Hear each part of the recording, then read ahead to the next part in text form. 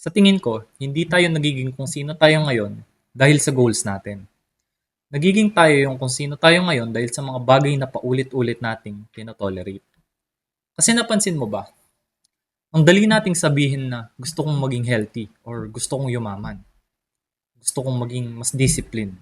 Pero iba yung sinasabi ng actions natin. Kasi every time na tinotolerate mo yung mamaya na lang or okay lang to minsan or hindi naman importante, konti-konti, nagiging normal siya. And once something becomes normal, hindi mo na siya kino-question.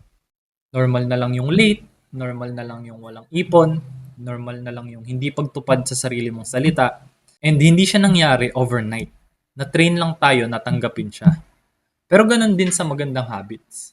Kapag normal na sa'yo magbasa, normal na sa'yo mag-workout, normal na sa'yo maging honest, eventually, hindi mo na kailangang pilitin yung sarili mo.